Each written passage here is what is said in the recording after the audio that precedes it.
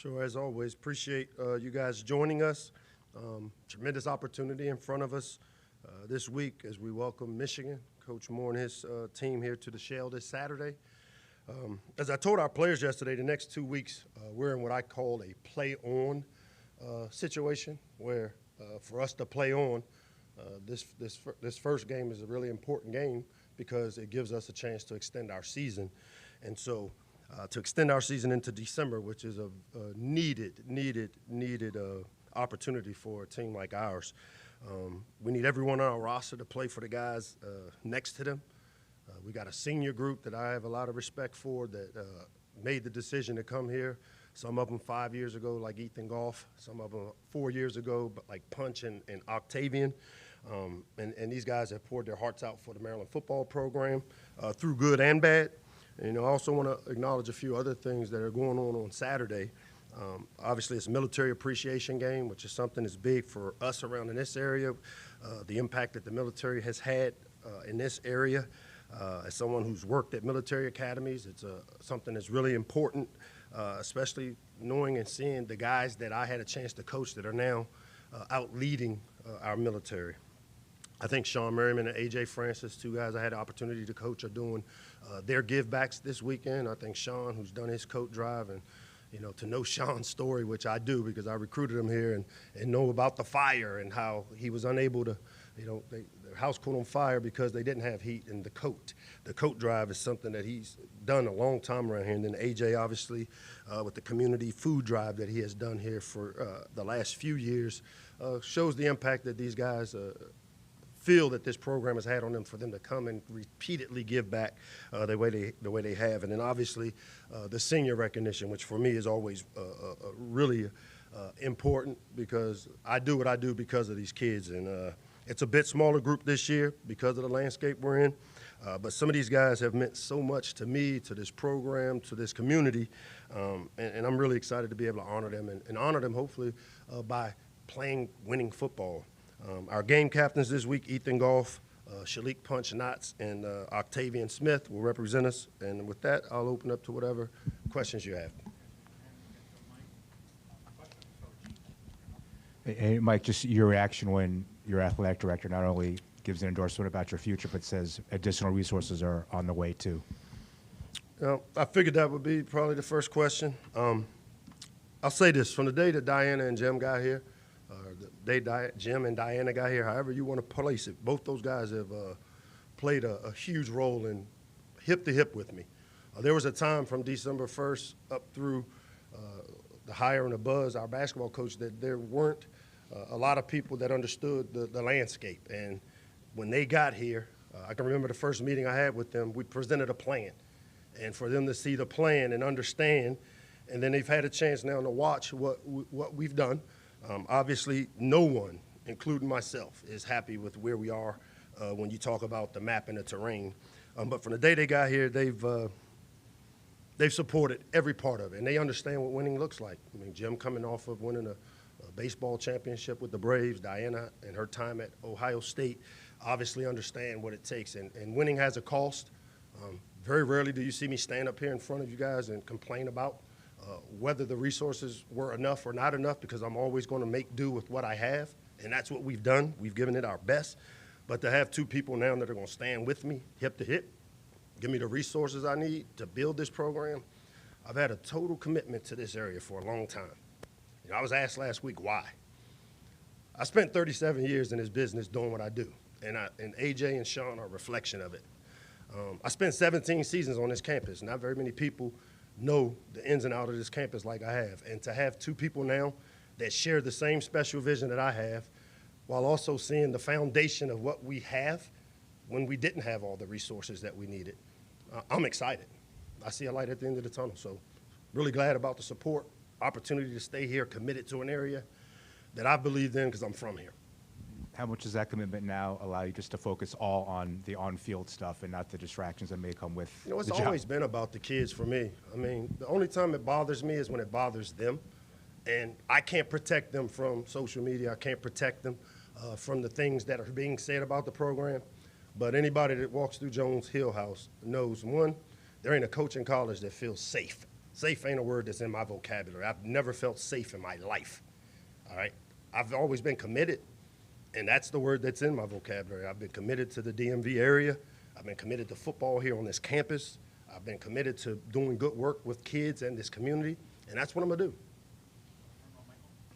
Hey, Coach. Jim Smith said in his letter that, like Gene said, there's going to be a significant amount of resources coming into this program, not only next year but beyond. So I just want to ask, can you expand on that to where? I'm not gonna do that now. That's for Jim to talk about, Michael. Good question.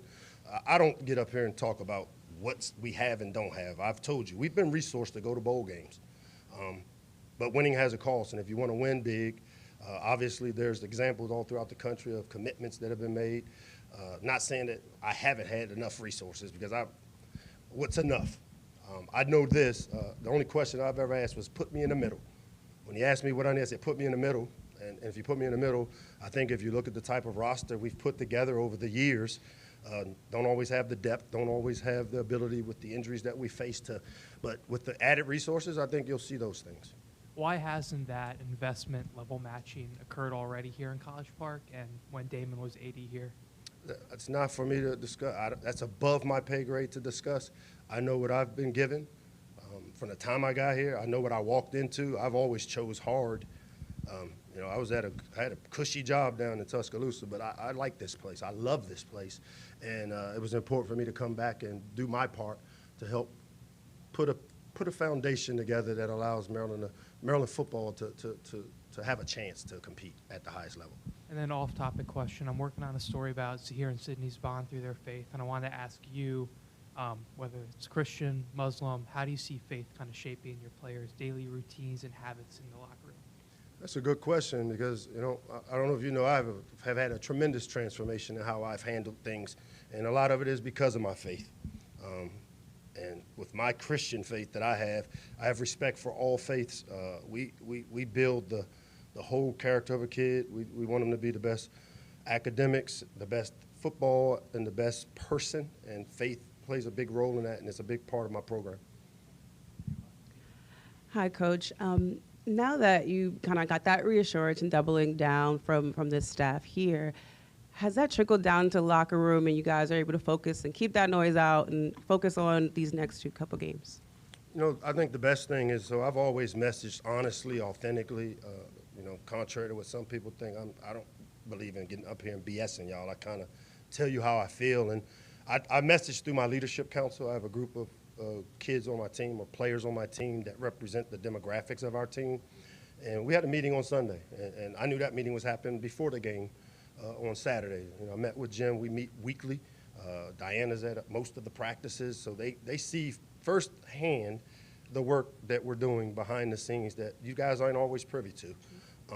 And I think because of that, they have an understanding that what the future looks like, and they also know, I mean, they get to see the background of the resources and what we have and haven't had.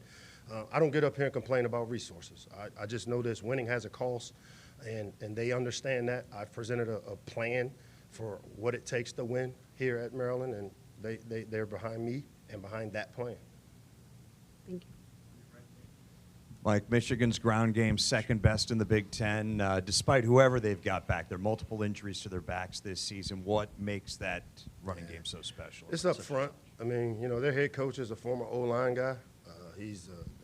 They're a run-first team now. You know, they're the coordinator, Chip Lindsey, who I've known Chip a long time. He spent time at Notre Dame and was at Georgia Tech with Brent Key, who I work with. And so they add a huge RPO element with Chip to the run game that they've already been one of those teams that likes to establish the run, and because of the philosophy of their head coach, there's no doubt they got talented backs, but the guys up front are the guys that really make them go. And if you look at the way those receivers block the perimeter, I think that shows you the character of this team. And one of the things you guys have been able to do really well offensively this year, keep Malik upright.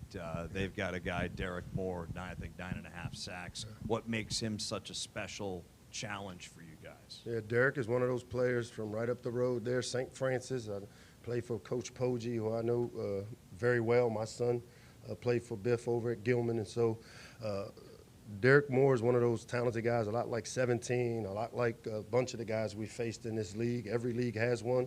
On the other side of him, you have a former Terp, Jayshon Barham, who plays linebacker, but also they walk him down to the boundary as a DN, and they will be a tremendous challenge for our tackles. Both Rotrell and Allen have done a tremendous job from a fundamental standpoint of protecting our quarterback, and so they'll have that challenge this week against two talented pass rushers that we know a lot about. Hey, Coach, heading back to the senior class, how have you seen, an unselfishness from them this year and, the preparation for building the next future of Terrapins? There's one play that jumped out to me last week that kind of showed you when I talk about this team. The goal line stand, 14 was chasing from behind, completed the ball, contact at the 1-inch line, and then I saw 22 come in and finish, and I saw a bunch of guys running in and finishing. Our defense has stood tall for all year long, as they have had to, because they have a little brother playing quarterback that's learning as he goes and is tremendous, tremendous talent, and will be a really talented player around here for a long, long time. But it's plays like that that don't get talked about because the outcome obviously was the score. But those are the little things as a coach. When you show that to your team and you're able to show that type of finish in a game that, we weren't necessarily in it at that point, I think that talks the volume of what those seniors have brought. Because every day, Octavian, Shalik, Ethan Goff, these guys show up. Jalen Husky, who, was a transplant, came back home to help me. These guys are bought in. Hey, Mike. George? You have a highly talented freshman quarterback. You're facing another one in Bryce Underwood on the other side. What are the things that you've seen in scouting him that make him so dynamic, and do you see any similarities between him and Malik in this freshman year? Yeah, it's funny because, Cam Newton had his quarterback camp here on campus a couple summers ago, and Bryce happened to be here. I know the guy that trains him really, really well up there in Michigan. That does a tremendous job, and so he came down for that camp, and Malik happened to be here for that camp. And both those guys are super uber talented, and in this league to have two young quarterbacks with futures like they both have, I think the thing that really makes Bryce go is not only the live arm, but his ability to extend plays with his feet. As a football player, as a quarterback, a guy that can hurt you both arms and legs, and so he's learning as he goes as well. And for them to be 2 games, I think, out of possibly the college football playoffs, they got a lot to play for. They're putting a lot on him, like we've asked a lot of our freshman quarterback. The run game for them has really kind of helped him, and so we've got to figure out how to get our run game going this week. This will be a battle of 2 really young, talented quarterbacks that I think you'll see for years to come in this league. And amid a similar situation last year, struggling with a losing streak, you took over play calling duty. Is that something that you considered at any point in this season during this streak? I'm involved in the shaping of our game plan. Pep is calling it. I haven't called very many plays. I make really strong suggestions now, but all those types of things are, Pep is the offensive coordinator. I'm shaping it like I learned from Nick Saban, who sat in every defensive meeting at Alabama and shaped the game plan. And then makes my interjections throughout the course of the game when needed. It's just the status of Daniel and Zaire Beat and up. availability. Beat up. I mean, they're beat up, but you know what? I guarantee you they both will show up here Saturday to play. Zaire's been battling a turf toe on a young player. If you've ever had it, to play defense and not be able to anchor and have a will. Daniel's been playing on a bad ankle the last couple of games, and he is trying his butt off because he knows we don't have a lot of depth behind him. And so what we're doing is trying to get him to the game Saturday. So we're being smart with how we utilize him this week. He's a veteran enough player now that a lot of the reps that he needs to take could be more mental at this point in the season. So I expect both those guys to be available. Coach, Michigan's obviously been an elite program over the last few seasons, but they've also been a team that you guys have historically given them a run for their money. You've had some really close games against them. Are you taking anything from those previous games to maybe look at your team and say, hey, we did this against them these games, and now we can take it over to this weekend, or is it just a new team, new slate? It's a new team, new slate. The landscape we're in, this is where you're at. I mean, they got Wink Martindale as their D coordinator, who was the coordinator at the New York Giants. So nothing in how we played against them matters on that end. They've got Chip Lindsey as their offensive coordinator. There's nothing from last 2 games we played them that operate from how they played then to now. The head coach is similar, so there are some similarities there. But the landscape we're in, this is one of those, every year is going to be about this game. And usually for us, it's not really about our opponent, because if you go back and look at where we are, it's typically things that we can control or that we have to do better.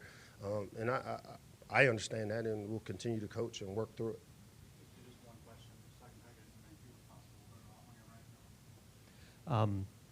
Coach, you mentioned their running game a little bit. They've had some injuries in the backfield, but still seems like, year in, year out, their running game is very effective. Like, what is the challenge in stopping that? And I guess what do you see as sort of the key to the consistency they've had in that department through the years? What I thought last week we did a really good job through 3 quarters, and this is where the complementariness of how we got to play on offense to help our defense.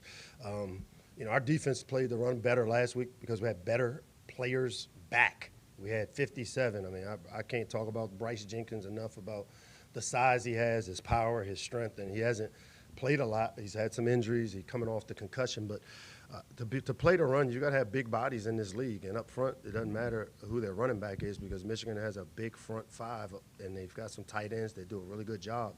For us to stop the run, and I think last week, they were about 120 yards of rushing going into the 4th quarter before they hit a couple of the long plays at the end. It's about being gap sound, and it's about tackling. 2 weeks ago, we missed 22 tackles against Rutgers. Last week, we missed 4. Some of that's a byproduct of guys playing through injuries and not being able to finish. Some of it's young guys that are being thrust into roles where this year we haven't played a bunch of young players as backups like I have in the past, because, as I've always said, we're not a developmental program anymore. You know why? Because we have to win now. And we got 2 games left to play. We've got a game against Michigan here at home, a bunch of seniors that we owe to go out and finish and to have pride in how we finish playing here at home. And then these seniors also have a responsibility to figure out how to get a win to extend so that we could develop in this young team even more with the opportunity to play for a bowl. Hey, Mike, what would more investments and resources next year allow you to do that you currently cannot do? Well, there's nothing that those resources can do to help me right now, currently, because we're in this season. All the other stuff is stuff that at the end of the season, I think, as you sit with Jim, as you get with the people, I'm not here to give the playbook. I gave the plan of what it takes to compete for Big Ten championships. It has a cost. They're familiar with that because of the plan I presented. Obviously, with his statement, I think, all I can do is stand on the statement that he understands because he comes from it. Diana understands. They come from it. I've never sat up here and complained, bitched, or moaned about resources. All I say is winning has a cost. I am doing the best with what I have had. And it's been resourced enough to be a bowl-win team, bowl-eligible team. That part is on me. We're not bowl-eligible, haven't been this last season, and we have opportunities to be now, and that's what my focus is on. And just to clarify, you said you were told before the game Saturday what was announced Sunday? No, I said I had a meeting on Friday where I understood that to set up things for Sunday for my guys to be able to communicate to them. Coach, last home game of the season, obviously the crowd voiced some displeasure in the previous game. Is there any sort of sense from you of trying to give a message to sort of rebuild trust or faith in the program following the last 2 years? All I can tell you is anybody that knows me knows how committed I've been to Maryland football. For me to have to sit up here and explain to fans how much I want to win here, I think the people that understand and know. If you just look at how we've recruited here, players don't follow BS. They go where they think and know it's real. It's real here in this program, and now we have a vision, a plan, and now I have partners that will help me execute the plan that I've set for us to take the next level with this program. Hey, Coach, just wanted to ask you about the timing of Jim's letter. How do you feel about when it was dropped? Would you have liked to see this earlier in the season? It didn't bother me when it dropped, how it dropped. It needed to be said. At whatever point Jim felt comfortable to be able to say it. I mean, he's evaluated this program from the time he's gotten here. Super smart guy that from the day he got here, there's no doubt he understood the business of sport. But he also understands sports business, and then Diana and her expertise with being at places where they've had great success. And it's not that we didn't have that here before. I'm saying that they have partnered with the vision I have for what it would take, and they agree, and they've given me the time. It takes time and resources. They have given me the time. Obviously, my contract allows that, and then they are committed to giving me the resources. Just from your conversation with Jim, did he give a reason why now was the right time? No, I didn't even ask because it wasn't important. Thanks.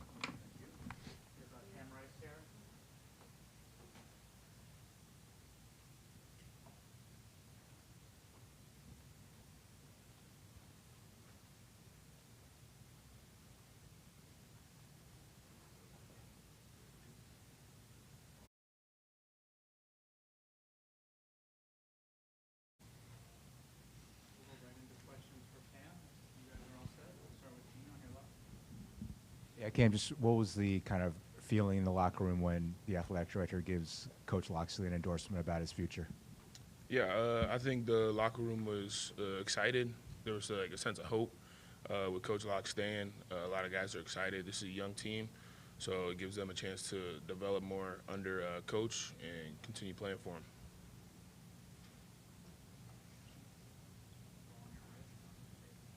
Cam, what have you guys seen? What have you heard about this Michigan team that can run the heck out of the football? Yeah, you said it. They can run the football. They got a young quarterback who's got a lot of talent.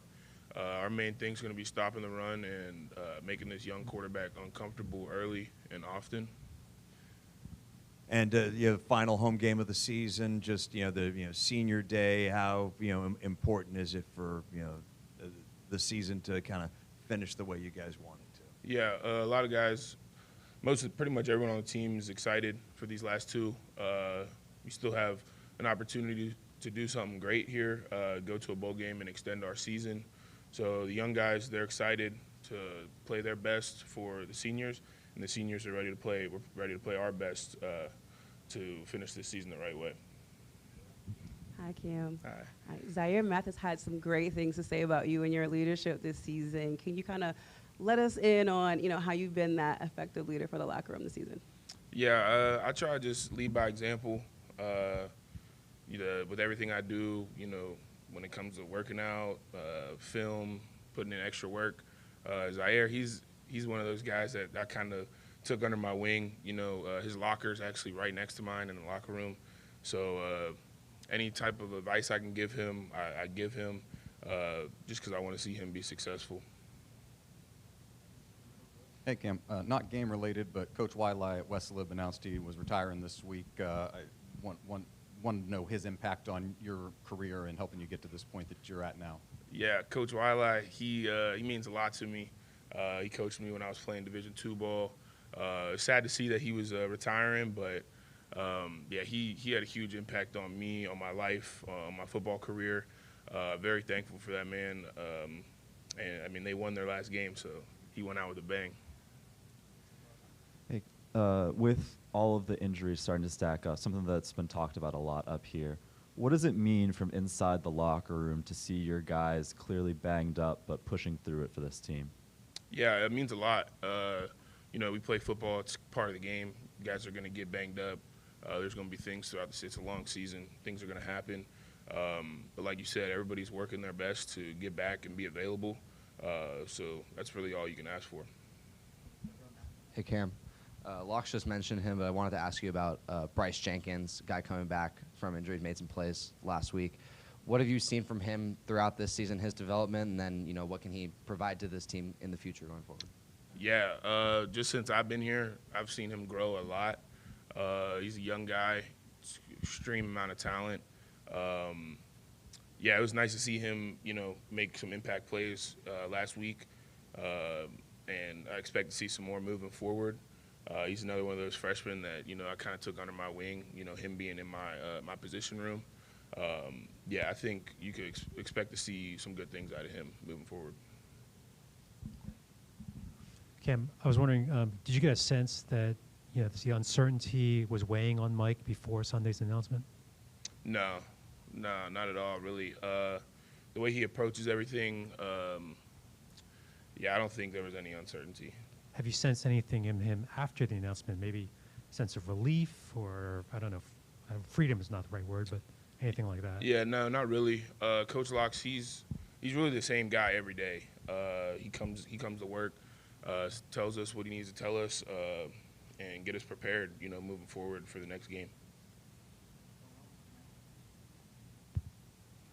Cam, you mentioned the letter kind of giving some of the younger players a little bit of hope. Do you think that also eliminated a little bit of a distraction with the noise around Coach Loxley's name around the past month or so? It's tough to say. I don't think a lot of guys were, thinking about it too much. You know what I mean? Yeah, like you see it on social media, things like that, but you never know what's real, what's fake. So we weren't, like, none of the guys were really talking about it. But yeah, I definitely think that, now that the air is clear, that it helps. Hey, Cam, just wanted to ask you, as kind of a veteran on the defense, what have you been stressing to the younger guys amid this losing streak? Yeah, my message to the younger guys has pretty much been like, there's still enough football left for us to flip the narrative and to finish things the right way. Like I said, we still have 2 games left. We have opportunity to extend our season and go to a bowl game. So that's kind of been my message, just finish this the right way, and it'll help the younger guys going into next year, winning the last 2, winning the last 3, or whatever it may be. It'll help them propel moving forward, and it'll send the seniors out the right way. For you guys as a defense, what would you kind of quantify as success over these last 2 games? Yeah, I think just keep taking the ball away on defense. We've done a really good job at that up to this point. And then stopping the run. We can't allow teams to run on us. And, yeah, just affect the quarterback, take the ball away whenever we have that opportunity. Thank you, guys.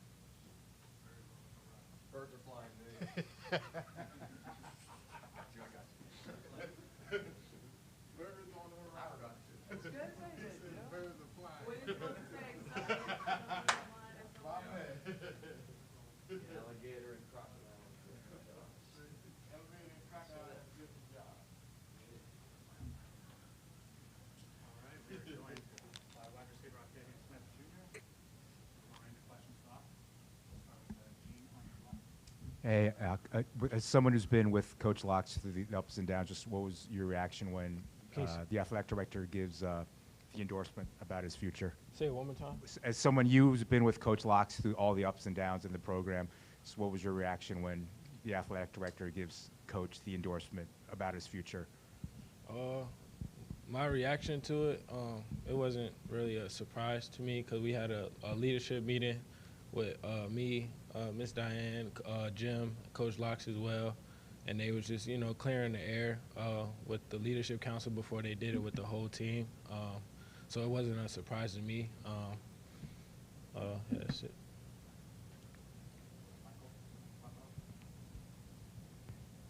When did that meeting with the leadership council happen? Sunday. Sunday? Yeah. So it was right before the letter came out? Mm-hmm.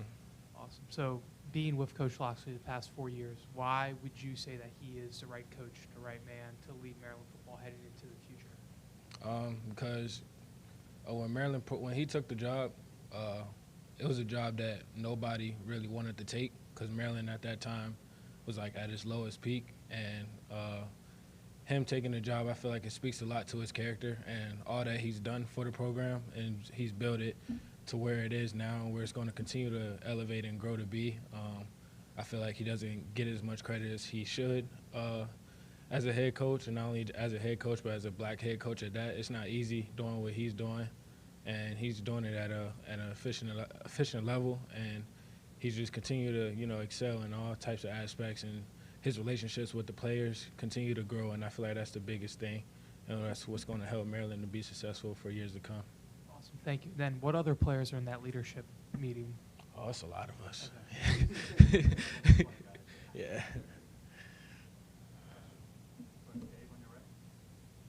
Damian, what does Senior Day mean to you this Saturday? Oh, man.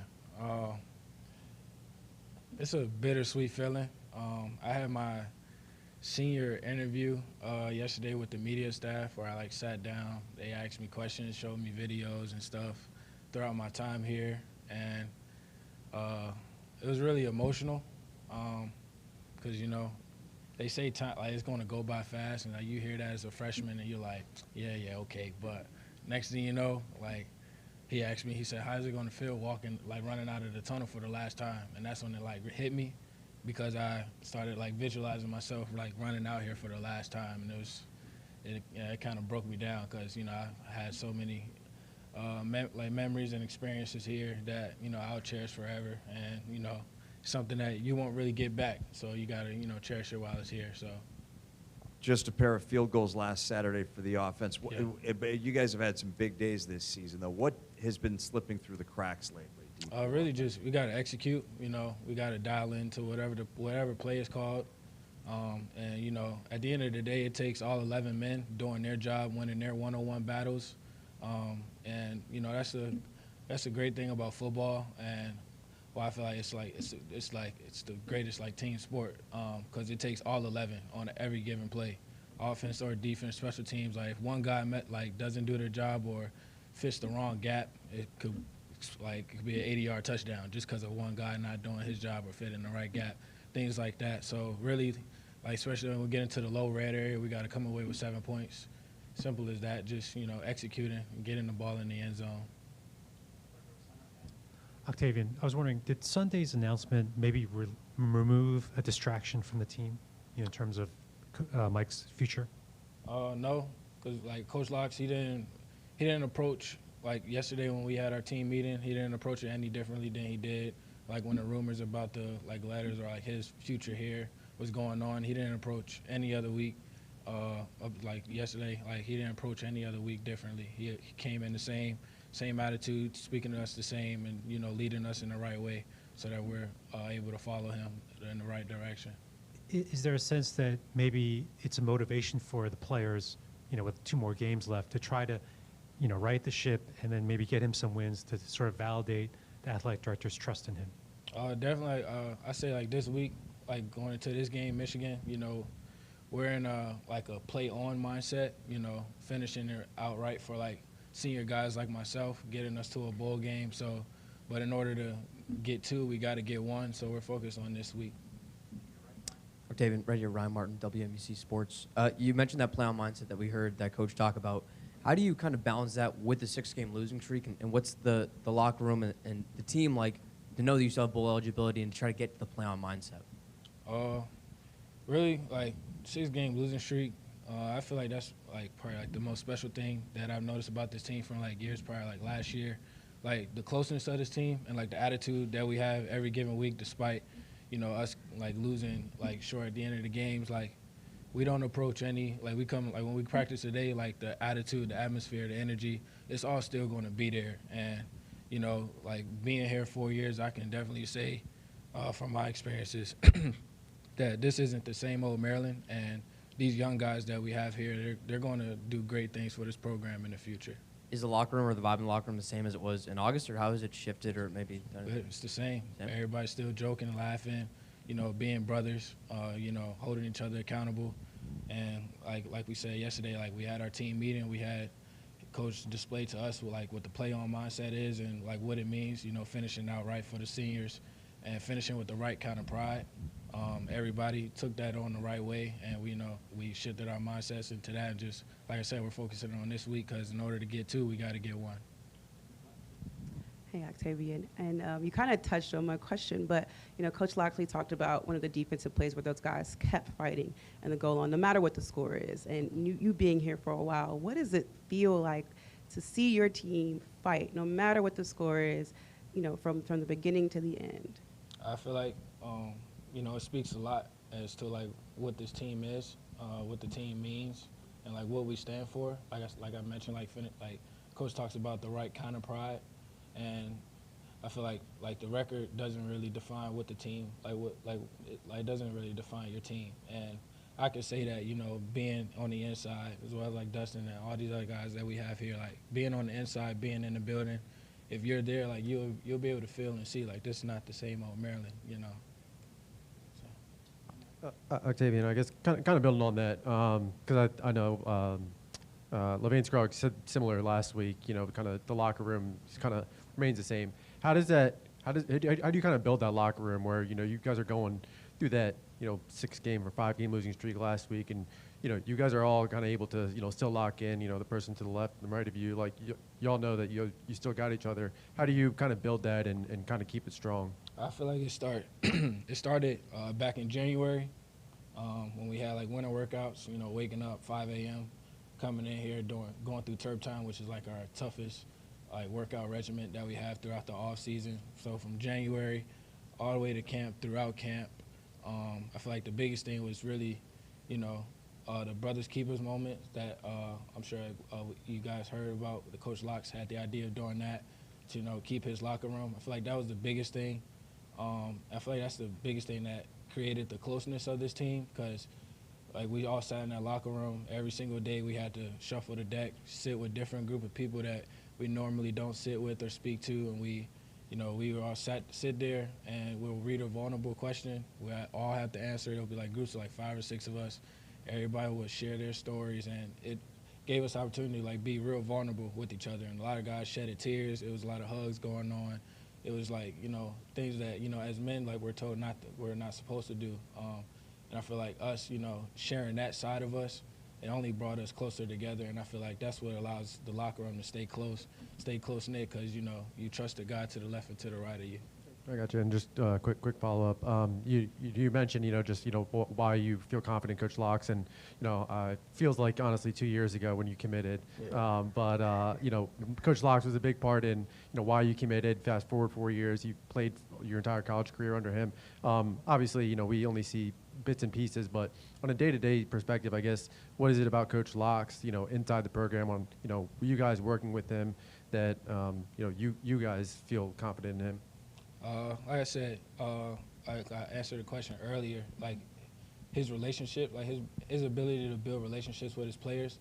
I feel like it's the biggest thing because he takes time out of his day, out of his busy schedule to get to learn and know every single player on the team, regardless if they have scholarship, regardless if they're walk-ons, but like regardless if they play or not. Like he takes the time to like really dive in deep and get to know you as a person, not just as a football player. So. Hey, Octavian. A lot of young guys on this team, but you're one of the ones that's played the Wolverines before in games that have been close, honestly, both in Ann Arbor and here 2 years ago. Is there anything about that that gives you kind of a quiet confidence that, yeah, it's Michigan, yeah, they're a top 20 team, but if you guys do all the things you need to and execute, that maybe can shock the world on Saturday? Definitely. Like I mentioned previous weeks, like we don't prepare for. Like we won't be preparing for Michigan any different than we did in Towson in week 3. And that's really our mindset going into every single week. We put our best game plan together and we go out there and we do our best to execute it because I know like players, like we trust our coaches to put us in the right position in order to succeed. But at the end of the day, like the coaches can't go out there and play for us. Like it's us going out there and executing it the right way. Yeah. Thank you guys.